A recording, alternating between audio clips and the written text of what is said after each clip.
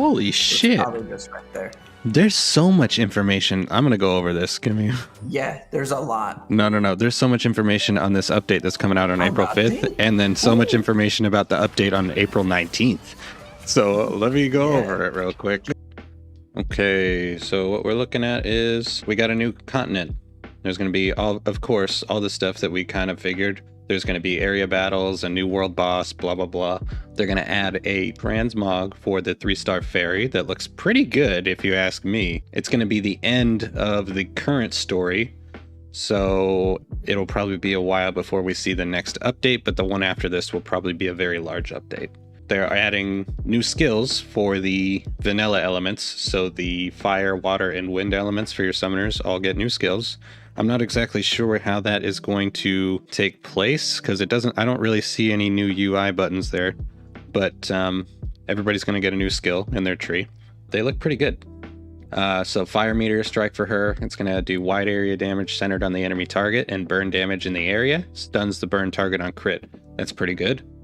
Frozen ground inflicts wide area damage centered on yourself twice. Movement reduction and knockback on the first hit. Roots enemy with a certain probability on the second hit.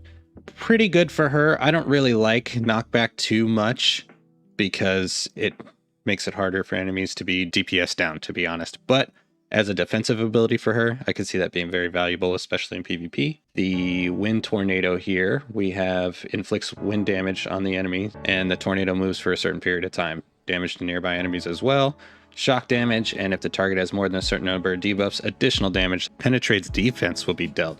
Wow, that seems like it could do a ton of damage. Kina, continuous healing with fire energy on yourself 3 times, so it's a nice little boost. Grants recovery and accelerates skill cooldown to summon monsters. That's very, very strong. 3 stacks of water energy on yourself, movement speed reduction and attack speed reduction to enemy target. Heals allies and greatly increases attack speed and hit chance of teammates with high attack speed. That seems like it's pretty good, but I'm not sure about the wording here. Looks like it targets enemies or allies that already have high attack speed, so I'm not sure about that, but it still could be good. The wind skill is heal allies while stacking the energy of wind on yourself 3 times. If the heal target is a summoner, the amount heal is increases the accuracy rate of allies centered on yourself, and grants immunity to teammates with HP above a certain percentage. That's pretty strong. That's pretty strong to have immunity in your base hit on your base kit on your summoner. Especially since you could just swap to another element. You know what I mean? That seems pretty good. All right, Cleef. Burn damage and burn effect to enemies in front of you. If the target is a creature, the received critical damage increases. So boss killer. Maybe not a boss killer. Maybe boss is a specific thing. If you have heal over time, you can silence enemies. That seems pretty good. Yeah, because his fire kit has a heal over time. Yep. Seems pretty good. Frozen armor grants the energy of water to oneself, reduces damage dealt from surrounding enemies, and freezes enemies with reduced attack power with a certain probability. While possessing the energy of water, there is a certain chance of freezing enemies that hit you. Wind boomerang inflicts damage on enemies in front of you and instantly increases your defense by the number of hits. Wow. Additional damage is dealt in proportion to defense. If the target is a creature, the final damage is increased. If your defense is above a certain level, a shield is applied to nearby allies, excluding yourself. That's very strong mitigation. That's very strong. Damn. Because he gets probably like easily level 6 to 9 defense and then provides a strong shield to his allies. That's pretty good. We're about to get into some more juicy stuff here. They got 2 levels of hard mode to be added to Path of Adventure, so 2 new bosses to farm runes from. This guy, Kamari, will appear, and you can acquire 6-star runes from him. In addition to the 6-star runes, new materials for costumes are coming out. You can see this Breath of the Wild looking stuff right here. It looks pretty cool. It does look like Breath of the Wild stuff. Yeah. That's exactly what it looks like. It's like right on the money. The color scheme and everything. Yeah. I don't blame them. It's a great game. Rune expansion. So they're adding 2 new runes, Destroy and Shield. Shield is going to be undoubtedly very strong for PvP. Destroy, I could see being very good in PvP as well, but it depends on in Sky Arena. The cap on Destroy was a little bit low. So its effectiveness, it took too long to become effective, and it really wasn't that effective because you just couldn't destroy things too much, to be honest. Some monster skills had higher rates, which was, that's really interesting. That's why I'm curious. Shield creates a shield. That sounds busted. Creates a shield with a certain percentage of attack at the start of battle and regenerates after cooldown. That sounds fucking amazing. Excuse me? What were they thinking? Anyways, the 6-star runes can be acquired from newly added hard levels. You said that. I said it too. We're here now. Rune alchemy consists of rune crafting, rune succession, rune combination, rune disassembly, and are briefly explained as follows. Rune crafting, craft the desired runes by gathering materials, replaces... Rune combination is obtain a new rune by combining 3 runes of the same star grade and rarity. Rune disassembly, which was previously available in the rune menu, will be moved to rune alchemy. You need a table to do this now. So that is what it is. Part of maximally enhanced runes, applied effect stones, and magic stones can be transferred to 6-star legendary rune. That I don't fully understand. Okay, a hard mode consisting of 1 level will be added to expedition content, and the rewards will be increased accordingly. Special expedition will be changed from 20 times a day to 7 times a week, greatly increasing rewards for each time. We like that. 20 times a day. Who has time to do it? Who has time to do all that? All right. Through special expeditions, you can acquire various materials such as 6-star runes and flame hearts. That's what we want to see. More stuff from less of those so I can do something else, honestly, because there's a lot of stuff I want to do in this game. So if I have to do 20 of those a day, that just sucks. Especially since they're wording it this way, greatly increasing the rewards. You're probably doing 20 and barely getting anything for it. You know what I mean? Battlefield will be changed to a seasonal system. As the season progresses on a weekly basis, the rankings will be calculated according to the season. At the end of the season, depending on your rank, you'll be rewarded with sky stones and crystals. Special ranks will be granted to summoners who achieve the highest rank until the end of the next season. Additionally, you can check details about the opposing team. You can also check whether or not you're in a party. Galagos Ruins will be improved so that you can choose your own restrictions on summoners, monsters, and creatures, except for team formation in magical order. The higher the difficulty of the order you choose, the greater the rewards. Okay, I don't fully understand that because I haven't done it yet. But,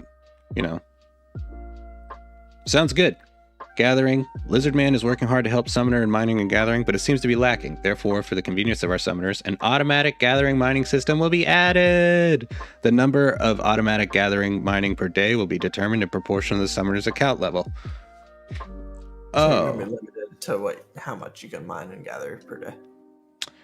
That's better than nothing. Yes. That is better than nothing, because I'm going to be spending that on gems.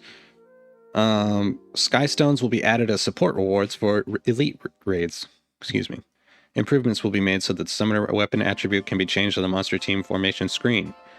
That sounds good, because when you're starting a thing and you're changing your monsters to get the best bonus, you can change your weapon now too, instead of having to back out and come back. Small but good. After completing the challenge arena, you will be able to select your opponent immediately. This will allow quick battles without extra map loading. Okay, so that's sounds cool. All right, guild updates for April 19th. We have the Guild Town. A Guild Town will be added where guild members can gather and participate in various guild-related convenience features. When you reach guild level 5, the entrance to the Guild Town will be activated, and you can move there from the Guild Home menu. We did get that 2 days ago. In the Guild Town, you can use the hot spring, the fishing ground, and an explorer, as well as other guild-related functions. That's awesome. At the fishing spot, you can catch fish that only be obtained through field events, and you can also search for fish types through the explorer. In the future, various elements such as decorating functions will be provided. That sounds amazing. Nice, we could decorate our Guild Town. Yeah. We hope you gather at the Guild Town and have a good time with your guild members. We will. We definitely will. We definitely will. Thank you. We'll have a party there. Pizza party! Yay! I'm just kidding. Okay, new transmogs of Occult Girl and Mystic Witch will be based on fairy tale concept. Okay. I'd like to see them, but we like transmogs. You know, we do.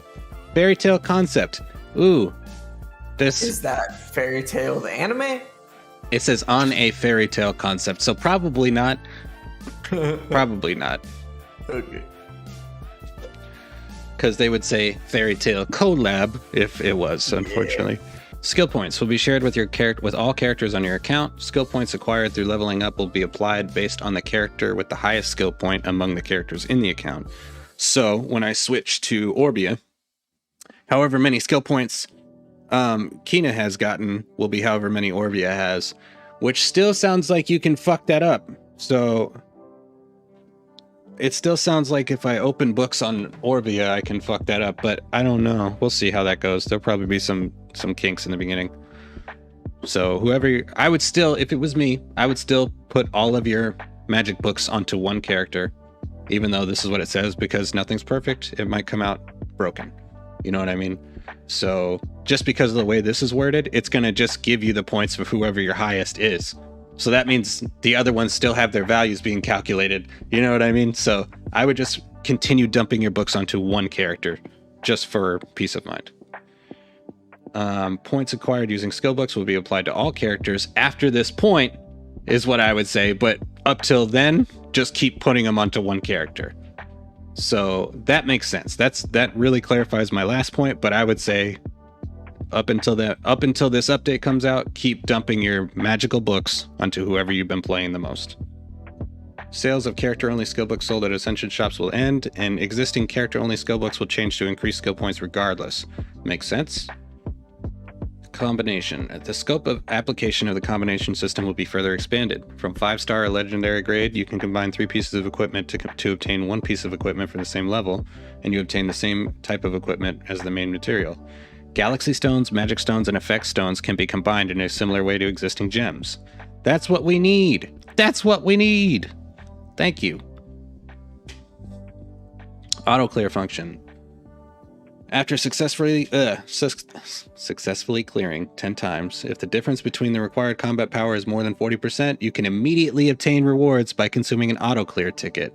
That's amazing. Whoa, that's nice. Amazing. That's nice and quick. We like that. That's amazing. The auto clear ticket will be added as a daily task and as a reward for the Summoner Pass, and will be applied from the next season after the current season ends. Okay. Maybe. To win. Yeah, I bet we'll see some repeat quests for that too. Or maybe RNG to get one, you know? Mm-hmm. No, they're just going to release a $100 pack that keeps giving you them. Brawl Arena ban pick rules will be changed. In the past, each person selected 4 types of monsters and then banned 1 monster. Now each player will select a total of 5 types of monsters, ban 1 of the opponent's monsters, and then select 3 of the remaining 4 types to participate. That kind of sucks. Yeah, you can kind of... Yeah, that kind of sucks, but I mean, it's even, so there is that. Yeah. That sucks. Yeah. The rank of the most used monsters will be displayed in the dungeon entry screen, and when selected, you can move to the statistics screen to obtain information on clearing the dungeon. After a party dungeon ends, a button to return the waiting room will be added so that you can proceed continuously with the existing party members. Right. That is very good too. That is very good. Yeah, that's annoying. Mm-hmm. They're adding a lot of good stuff. A function to display the health bar and buffs, debuffs of party members and monsters will be added. When using this function, the frame rate may drop, so it is recommended to use only on devices with certain performance or higher. Yep. A function will be added to re-challenge even if you lose in repeat battles. Details of the content mentioned in this note can be found in the update notes that will be posted in the future. There's going to be more details. That's great, because they give out a ton of details. So this should be really good.